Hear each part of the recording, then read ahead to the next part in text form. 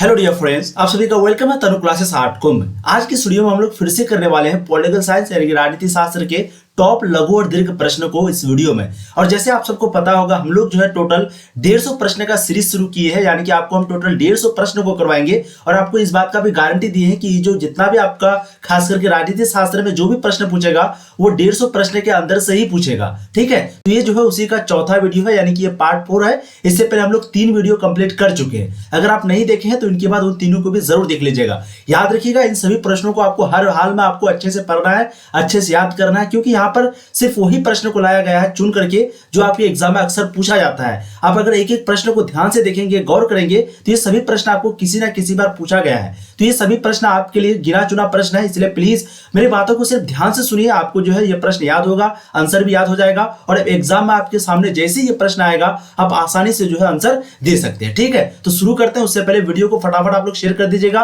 ताकि जो भी दोस्त आपके नहीं जानते इस चैनल के बारे में वो भी आ जाए। और अगर आपकी सब्जेक्टिव की तैयारी कम है, अगर आपको सब्जेक्टिव क्वेश्चन से डर लगता है, तो ये सभी वीडियो को आप देख लीजिए। आपका जो जैसे आपका ऑब्जेक्टिव में कमांड है, वैसे ही आपका जो है सब्जेक्टिव में भी कमांड हो जाएगा। ठीक है, तो शुरू करते हैं। आपका 56 नंबर प्रश्न है, पर्यावरण संरक्षण के प्रयासों को स्पष्ट करें। हम लोग जो है पार्ट 3 में 55 नंबर प्रश्न तक कवर कर चुके थे। ठीक है, तो 56 नंबर प्रश्न क्या है? पर्यावरण संरक्षण के प्रयासों को स्पष्ट करें। कहने का सिंपली मतलब यह है कि पर्यावरण संरक्षण के जो भी प्रयास हो रहे हैं, पर्यावरण सही रहे, एकदम साफ सुथरा रहे, तो इसके लिए क्या क्या प्रयास हो रहा है उनके बारे में आपको बताना है। ठीक, देखिए, पर्यावरण संरक्षण के लिए निम्नलिखित प्रयास किए गए हैं। सबसे पहला, विषैले गैस जैसे कि कार्बन डाइऑक्साइड हो गया, सीएफसी गैस हो गया, यानी कि जो गाड़ी वगैरह चलता है उनसे निकलता है, कार्बन डाइऑक्साइड गैस हो गया, सीओ कार्बन मोनोऑक्साइड गैस हो गया। ठीक है, इनकी मात्रा में जो है घटती किया जाए, अधिक हरियाली लगाई जाए, और ऐसी गैसों को रोक लेती है। ठीक है ना, कहने का मतलब है कि कार्बन डाइऑक्साइड ये सब चीज की मात्रा में सबसे पहले तो कमी करो,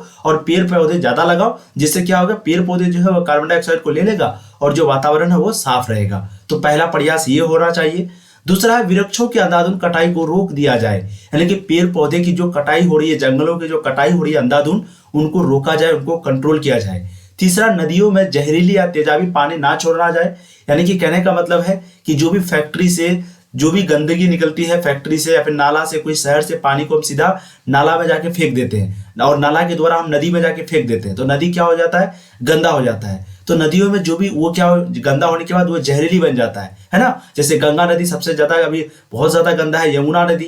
तो इन सभी नदियों में जो पानी है उनको रोका जाए, ताकि जहरीली होने से ये बचे, क्योंकि इसमें पेयजल जो है वो दूषित हो जाता है, जो हम लोग पानी पीते हैं वो दूषित हो जाता है, और फिर हम लोगों को तरह तरह की बीमारियां होती है, जैसे कि मठलिया, कटुआ की मृत्यु हो जाती है इनसे। ठीक है, तो ये नदियों में जहरीली और तेजाबी पानी ना छोड़ा जाए। तो ये पर्यावरण संरक्षण के प्रयास है। टोटल 3 प्रयास आपको लिख देना है, कम से कम 2 प्रयास फिर भी लिखना है अगर आपको लघु उत्तरी में पूछा जाए तो। अब अगला प्रश्न देखिएगा, दलित पैंथर्स की स्थापना महाराष्ट्र में कैसे हुई? याद रखिएगा, ये जो दलित पैंथर्स है वो स्टूडेंट के द्वारा बनाया गया था, युवा के द्वारा। ठीक है, और ये कहां पर पैदा हुआ था? महाराष्ट्र में। देखते हैं इसका आंसर। दलित पैंथर्स के बारे में भी आपको पूछा जाता है, ध्यान से आपको आंसर देखना है। देखिए, दलित युवाओं ने अपने हितों की रक्षा तथा अपने ऊपर होने वाले विभिन्न प्रकार के अन्याय एवं शोषण के खिलाफ लड़ने के लिए एक युवा संगठन बनाया। यानी कि दलित युवा जो भी थे, जवान लोग जो भी थे, युवा का मतलब जो युवा पीढ़ी, जैसे हम लोग आप लोग हैं, क्या है, युवा है, तो इन लोगों पर जो अत्याचार हो रहा था उसी के खिलाफ लड़ने के लिए जो है एक संगठन को बनाया। इस संगठन, ये आपका संगठन लिखा हुआ है, इस संगठन को दलित पैंथर्स कहा गया। तो ध्यान रखिएगा, उनके ऊपर जो अन्याय हो रहा था, जो शोषण हो रहा था, उसी के खिलाफ एक संगठन को बनाया गया मुंबई में, और इसी को कहा गया, मतलब युवा संगठन बनाया, इसी संगठन को दलित पैंथर्स कहा गया। इसका जो शुरुआत है वो कहां पर हुआ था? महाराष्ट्र में। इस संगठन का प्रमुख उद्देश्य जातिवादी, छुआछूत व इन आधारों पर होने वाले अत्याचारों के खिलाफ लड़ना एवं भारतीय संविधान में इन कुरीतियों को दूर करने के लिए सरकारी नीतियां एवं कानून को लागू करना था। कहने का मतलब है, जैसे आज बोलता है, बहुत सारे लोग अभी भी होते हैं उस तरह के कि इस गिलास में तुम पानी पी ले तो हम और नहीं पिएंगे। ठीक है, तुम वहां बैठोगे तो हम वहां नहीं बैठेंगे। यानी कि छोटी जाति को देख के, आदिवासी को देख के अभी भी लोग जो है पता नहीं अजीब जैसा बिहेव करने लगते हैं, बर्ताव करने लगते हैं। ठीक है, तो इनका जो मांग है, दलित युवा का मांग यही था कि हम लोगों का जो छुआछूत है, छुआछूत का मतलब वही, हम अगर गिलास छू लिए तो तुम पानी नहीं पियोगे उस गिलास में। तो इस तरह का प्रॉब्लम के साथ जो है लड़ना चाहता था। साथ ही साथ संविधान में भी वो लोग जो है कुछ ना कुछ नीति को बनाना चाहता था, ताकि कोई नीति ऐसा बन जाए ताकि कोई आगे चल के हम लोग को दिक्कत ना पहुंचाए। तो यही जो है दलित पैंथर्स की मांग थी। ठीक है, अब अगला प्रश्न देखिएगा, फटाफट हम लोग सभी प्रश्नों को करते जाएंगे। आप लोग वीडियो को लाइक कर दीजिएगा फटाफट। ठीक है, चैनल को भी सब्सक्राइब कर दीजिए, पहली बार आया तो यहाँ पर आपको पूरी तरीके से तैयारी कराई जाती है जैसे आप देख रहे हैं। ठीक है, चलिए क्षेत्रवाद से आप क्या समझते हैं। देखिए क्षेत्रवाद जो है वो किसी विशेष के लोगों की उस प्रवृत्ति से संबंधित है जो उनमें अपने क्षेत्र की आर्थिक, सामाजिक अर्थात राजनीतिक शक्तियों की वृद्धि करने के लिए प्रेरित करती है। यानी कि क्षेत्रवाद का सिंपली मतलब क्या है कि ये लोगों को उस प्रवृत्ति से संबंधित है जहां पर लोग जो है अपने क्षेत्र की आर्थिक हो गया, सामाजिक हो गया या फिर राजनीतिक हो गया, अपने क्षेत्र की या फिर समझिए अपना ताकत को जो है वो बढ़ाता है। ठीक है, इस दृष्टि से क्षेत्र का वह भूभाग होता है जिसमें रहने वाले लोगों के समान उद्देश्य व आकांक्षाएं होती है। इस प्रकार जब किसी भौगोलिक दृष्टि पृथक भूख दबे रहने वाले मानव समूह में धार्मिक, सांस्कृतिक, भाषाई, आर्थिक, सामाजिक, राजनीतिक तथा ऐतिहासिक आदि दृष्टि से उसी प्रकार के अन्य भूखंड से पृथकता उत्पन्न हो जाती है तथा स्वयं की एक रूपता व समानता का विकास हो जाता है, तब उस समूह में अपने क्षेत्रों के हितों के प्रति पैदा हुई जागरूकता को क्षेत्रीयता का क्षेत्रवाद कहा जाता है। तो क्षेत्रवाद से आप क्या समझते हैं, इस डेफिनेशन को एक बार पढ़ लीजिएगा। स्क्रीनशॉट आप लोग ले सकते हैं, जो भी हम आपको बता रहे हैं प्लीज स्क्रीनशॉट लीजिएगा, तभी जो है ये वीडियो देखने का फायदा होगा। और जिसको पीडीएफ मिल चुका है वो पीडीएफ को रिवाइज करें, जैसे जैसे हम आपको पढ़ाते जा रहे हैं आप भी पढ़ते जाइए अपने से सेल्फ से, है ना, तभी याद होगा, नहीं तो फिर पीडीएफ लेने का कोई फायदा नहीं है, सारा आपका जो बर्बाद हो जाएगा। ठीक है, और बाकी जो नहीं लिए है वो भी ले सकते हैं पीडीएफ फटाफट। चलिए अगला है वायु प्रदूषण पर एक टिप्पणी लिखें। वायु प्रदूषण का मतलब तो सिंपली आपको समझ ही रहना चाहिए, जो धुआं धूल हो गया, गैस वगैरह गाड़ी से निकलता है ना, तो ये चीज जो है क्या है वो हवा में मिल जाता है और जिससे हम लोगों को दमा, दिल की बीमारी वगैरह, कैंसर वगैरह हो जाती है। देखिए वायु में गंदे पदार्थ अंश मिश्रण हो जाना ही वायु प्रदूषण कहलाता है। यानी कि कहने का मतलब है कि वायु में जो भी गंदे पदार्थ का मिश्रण होता है, ठीक है, वो जो है वायु प्रदूषण कहलाता है। जैसे धुआं, धूल, हानिकारक गैस, ये सभी मिलकर के क्या करता है, हवा को प्रदूषित करता है, जिससे क्या होता है, दमा जैसी बीमारी होती है जिसको सांस की बीमारी बोलते हैं, दिल की बीमारी होती है, कैंसर जैसी बीमारी हो रहा है। ठीक है, तो वायु प्रदूषण से ये सभी बीमारी होती है। ठीक, अगला देखिएगा पोषणीय विकास किसे कहते हैं, ये भी इंपॉर्टेंट है आपका, ध्यान से देखिएगा। पोषणीय विकास सिंपली फ्यूचर को देख करके कोई भी प्लानिंग बनाना फ्यूचर को, कि फ्यूचर सही रहे, देश का फ्यूचर, है ना, तो बस उसी को सिंपली पोषणीय बोलते हैं। तो देख लेते हैं। देखिए भविष्य को ध्यान में रखकर विकास करने की प्रक्रिया को पोषणीय विकास कहा जाता है।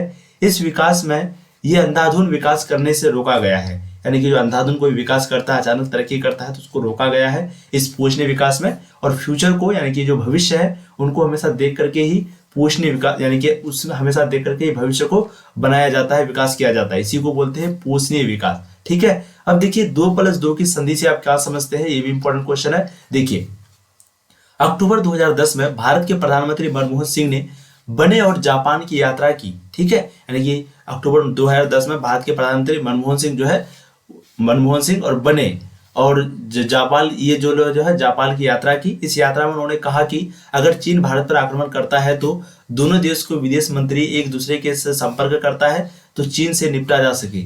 इसी संधि को 22 की संधि कहा गया। ठीक है, यानी कि 2+2 की संधि कहा गया। तो सिंपली कहने का मतलब है कि जापान की यात्रा की मनमोहन सिंह ने, ठीक है, उनके बाद अगर चीन भारत पर आक्रमण करता है तो ये दोनों देशों ने जो है मिलकर के, जापान और ये मिलकर के जो है एक 2+2 का क्या बनाया, संधि बनाया, ताकि ये दोनों एक दूसरे के साथ रहे और कभी भी चीन अगर हमला करे तो ये चीन से आसानी से लिपट जाए। ठीक है, अगला प्रश्न देखिएगा आसियान क्या है, ये भी इंपॉर्टेंट प्रश्न है आपका। आसियान, देखिए आसियान का पूरा नाम है दक्षिण एशियाई राष्ट्रों का संगठन। आपको हिंदी में भी पूछ लिया जाता है आसियान का फुल फॉर्म, याद रखिएगा, दक्षिण एशियाई राष्ट्रों का संगठन, ये जो है आसियान का फुल फॉर्म होता है, यानी कि एसोसिएशन ऑफ साउथ ईस्ट। ठीक है, बैंकॉक में किया गया था।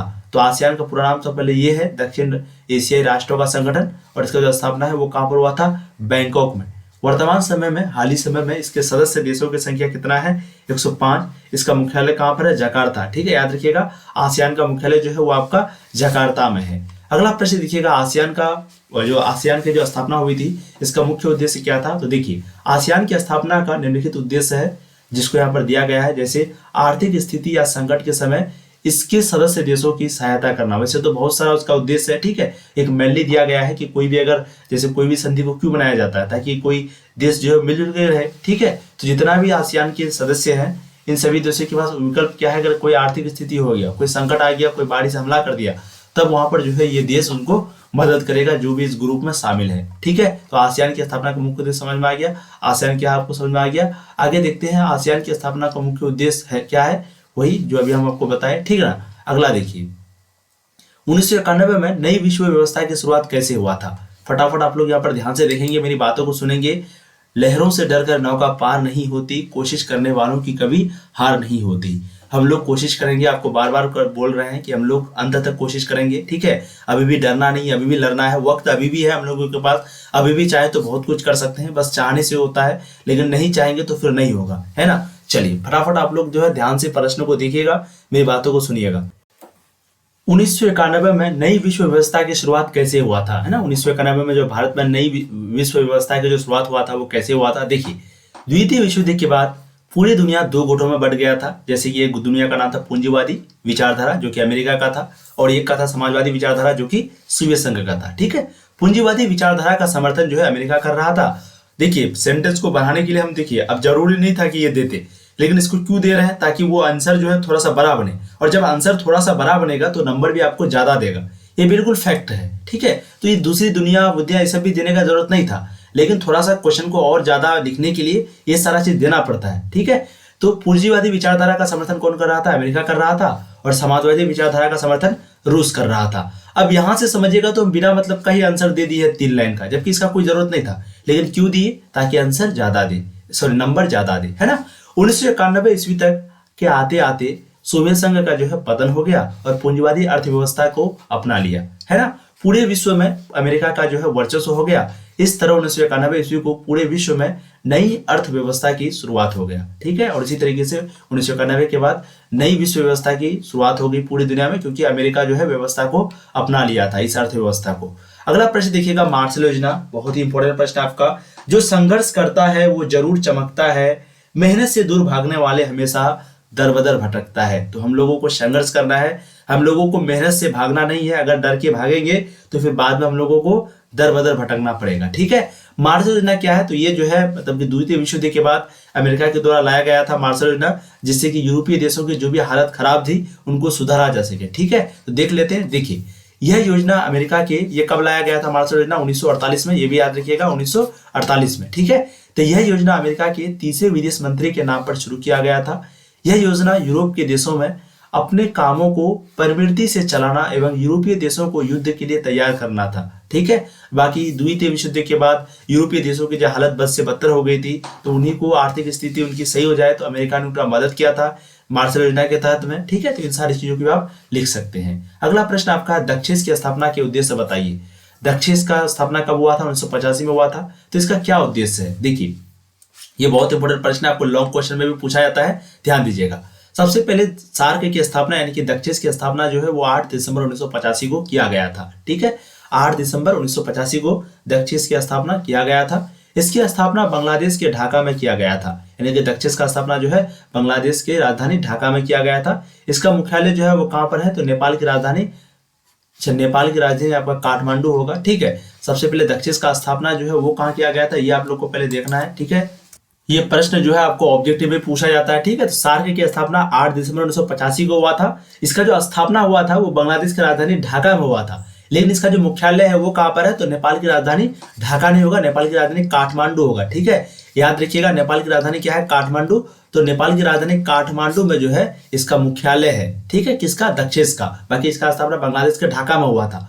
अब दक्षेस का भी कुछ मुख्य उद्देश्य है, एक एक करके देख लेते हैं। सबसे पहला, सार्क का मुख्य उद्देश्य है जीवन स्तर को बढ़ावा देना, जिसमें जैसे कि शिक्षा हो गया, रोजगार हो गया, इन सारी समस्या को दूर करना, ये पहला उसका मुख्य उद्देश्य है। ठीक है, दूसरा है इसके सदस्य देशों की आबादी के समय उनका मदद करना, यानी कि इसके सदस्य देशों की जो भी आबादी है उनके समय में उनका मदद करना। ठीक है, सार्क के सदस्य देशों को उसके खिलाफ बड़ा आक्रमण के समय उनकी मदद करना, यानी कि सार्क के खिलाफ कोई भी अगर बड़ा आक्रमण करेगा, है ना, वही बोले ना संधि हुआ एक प्रकार का, मान लेते हैं जितना भी देश का दक्षेस बना है, इसमें अगर कोई भी देश अगर यहाँ पर हमला करेगा, एक तरीके से बोल सकते हैं कि कोई हमला करेगा तो वहां पर जो है ये सभी मिलकर के उन पर वार करेगा, है ना, तो यही तो होता है संधि का मतलब। चलिए अब अगला प्रश्न देखिएगा, ब्रिक्स उपवेद पर एक नोट टिप्पणी लिखे, देख लेते हैं। देखिए, ब्रिक्स की स्थापना जो है 2008 में किया गया था। ठीक है, इसके सदस्य देशों की संख्या कितनी है, 5।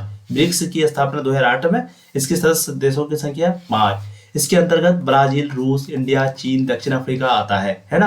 यानी कि जो सदस्य है ब्रिक्स की स्थापना, ब्रिक्स के अंतर्गत कौन कौन से आते हैं, तो ब्रिक्स के अंतर्गत आपका आता है ब्राजील, रूस, इंडिया, चीन, दक्षिण अफ्रीका। ठीक, इसकी बैठक जो है प्रत्येक साल में किया जाता है। ब्रिक्स का बैठक 2012 ईस्वी में इसकी बैठक नई दिल्ली में आयोजित किया गया था। ठीक है, और 2012 में जो है इसका बैठक कहाँ पर किया गया था, नई दिल्ली में। ठीक है, इसका मुख्य उद्देश्य है परस्पर व्यापार करके आर्थिक स्थिति को सुधारने का, तथा ताकि ये पांचों देश विकसित देशों की बराबरी कर सके, यही जो है इसका मुख्य उद्देश्य था। ठीक है, अच्छे से आप लोग देखेंगे, यहाँ पर ध्यान से देखेंगे। कल एक स्टूडेंट ने बोले सर आपको नींद आ रहा है, देखिए नींद नहीं आता, थोड़ा सा वो उकासी इसको बोलते हैं, वो कभी कभी हो जाता है। ठीक है, उसके पीछे बहुत सारा रीजन है जो आपको अभी समझ में नहीं आएगा। चलिए अगला प्रश्न देखिएगा, 1960 के दशक में किस संकट को क्यूबा मिसाइल संकट के नाम से जाना जाता है ना। तो 1960 के दशक में ही हुआ था, लगभग 1961 से 62 में हुआ था क्यूबा मिसाइल संकट। क्यूबा जो है एक जगह है जो कि अमेरिका के बगल में है, एक द्वीप है जो कि अमेरिका के बगल में है। ठीक है, और रूस क्या किया था, रूस जो है उस जगह को जाके एक तरीके से समझिए कि पैसे पे खरीद लिया था या कब्जा कर लिया था, और रूस सारा हथियार जो है वो उस क्यूबा नामक जगह पे भेज रहा था, और क्यूबा अमेरिका के बगल में था। तो इससे क्या होता है कि आराम से क्यूबा पर आक्रमण अमेरिका पर किया जा सकता था आक्रमण, लेकिन अमेरिका को पता चल गया था इसके बारे में। ठीक है, देख लीजिए, देखिए क्यूबा जो है वो उत्तरी अमेरिका महादेश का एक देश है। हम जानते हैं कि पूरी दुनिया में दो विचारधारा के लोग थे उस वक्त में, एक समाजवादी, एक पूंजीवादी। यूं तो क्यूबा अमेरिका का पड़ोसी देश था, यूं तो क्यूबा जो है वो क्या था, अमेरिका का पड़ोसी देश है ना, जैसे पाकिस्तान है, जैसे हम लोग का नेपाल है, वैसे ही क्यूबा जो है अमेरिका का पड़ोसी देश था। लेकिन ये समाजवादी विचारधारा को मान रहा था, लेकिन ये समाजवादी यानी कि ये समझिए सिंपली समाजवादी विचारधारा किसका है, सोवियत संघ का। ये जो है सोवियत संघ का विचारधारा को मान रहा था, इसलिए उसने मिसाइल को क्यूबा में रखा। ठीक, यह मिसाइल को क्यूबा में इसलिए रखा गया ताकि अमेरिका पर नजर रखा जा सके।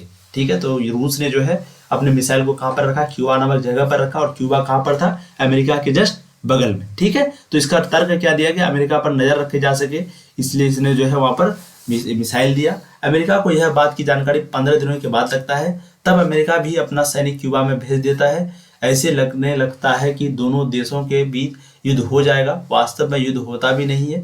इसी संकट को क्यूबा मिसाइल संकट के नाम से जाना जाता है। ठीक है, बहुत महत्वपूर्ण प्रश्न था आपका, अच्छे से आप लोग देख लीजिएगा। ठीक, अगला प्रश्न देखिएगा, क्वेश्चन नंबर आपका 69, यूरोपीय संघ के झंडे का संक्षिप्त परिचय दे, यानी कि यूरोपीय संघ का जो झंडा है, ठीक है, तो उन पर आपको एक शॉर्ट नोट लिखने के लिए बोलना है। देखिए, सोने के रंग के सितारों का घेरा यूरोप के लोग की एकता है ना, सोने के रंग के सितारों का घेरा यूरोप के लोगों की एकता और मेल मिलाप का प्रतीक है।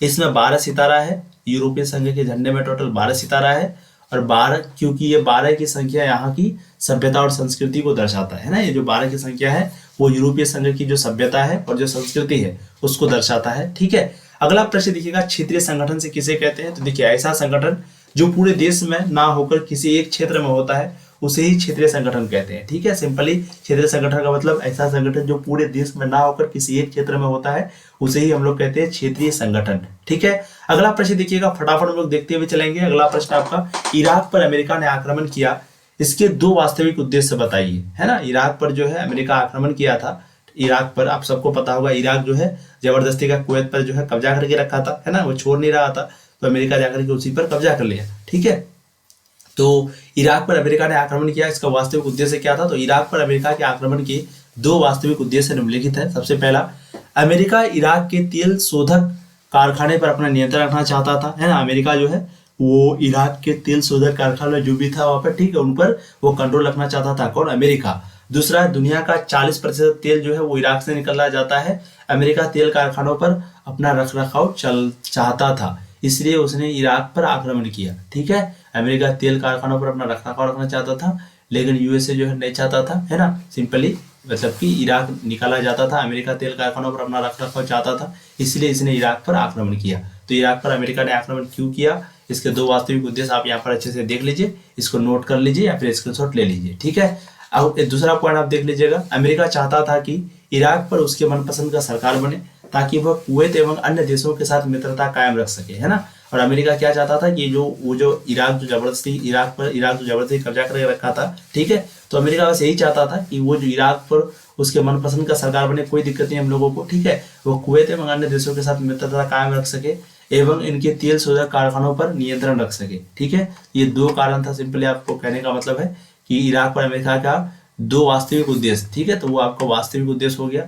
अब अगला प्रश्न है आपका क्वेश्चन नंबर 72, जो कि बहुत ही महत्वपूर्ण प्रश्न आपका, वर्चस्व का अर्थ बताइए। अब आप सबको बताना है कि वर्चस्व का मतलब क्या होता है। वर्चस्व का मतलब वही दिलचस्पी लेना है ना, वर्चस्व लेना सिंपली, जैसे अमेरिकी वर्चस्व, कांग्रेस पार्टी का वर्चस्व हम लोग पढ़े हैं, ठीक है। और इस प्रकार का प्रश्न जो है पूछा जाता है। शीत युद्ध क्या है, कितना आसान प्रश्न है। देखिए, वर्चस्व जो है राजनीतिक की एक ऐसी कहानी है जो शक्ति के इर्द गिर्द घूमती रहती है।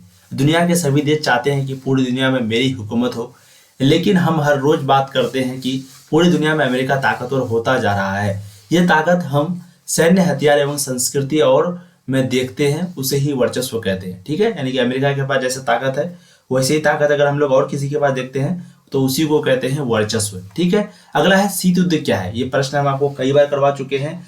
हौसला तुम चील सा रखना, बारिश से तुम कभी ना डरना, उड़ना तुम बादलों से भी ऊपर, इतनी ऊंची अपनी उड़ान रखना, ठीक है। तो हौसला जो है तुमको चील सा रखना है, बारिश से तुमको कभी नहीं डरना है, चाहे कितना भी हो जाए, उड़ना तुमको बादल के जैसा है, ठीक है ना, इतनी ऊंची अपनी को, इतना ऊंचा आपको उड़ान रखना है, यानी कि इतना आपको सोच रखना है, ठीक है। शीत युद्ध क्या है, तो जब देशों के बीच एक ऐसी स्थिति उत्पन्न हो जाती है जैसे लगता है कि वहां पर कोई युद्ध होगा, है ना, तनाव पूरी तरीके से फैल जाता है, लेकिन कोई भी युद्ध नहीं होता वास्तव में। इसी को कहते हैं, मतलब कि शांति युद्ध कह सकते हैं, विश्व शांति, शीत युद्ध इसी को कहते हैं, ठीक है। तो शीत युद्ध मतलब समझ में आ गया, कोई युद्ध नहीं हो, सिर्फ तनाव हो और एक दूसरे को हमला करने के बारे में सोचे, लेकिन कोई हमला वगैरह नहीं हो, ठीक है। अगला प्रश्न है, क्या आतंकवाद विश्व सुरक्षा के लिए खतरा है।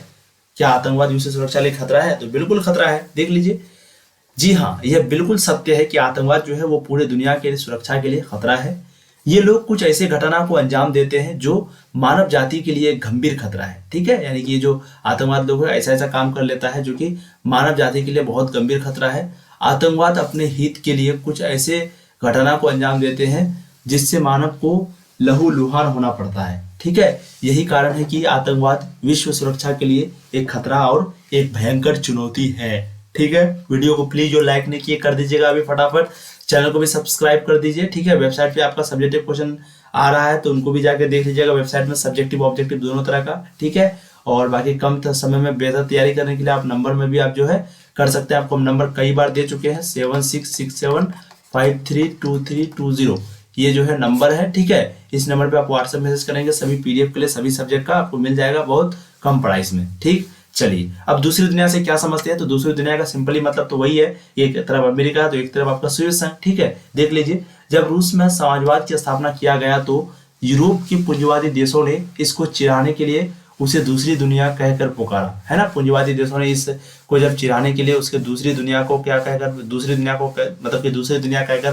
पुकारा, ठीक है। इसी को ही दूसरी दुनिया कहा जाता है। तो आपको समझ में आ गया दूसरी दुनिया के बारे में, ठीक। क्या आगे आप लोग को प्रश्न करवाएंगे या फिर छोड़ देंगे, देख लेते हैं।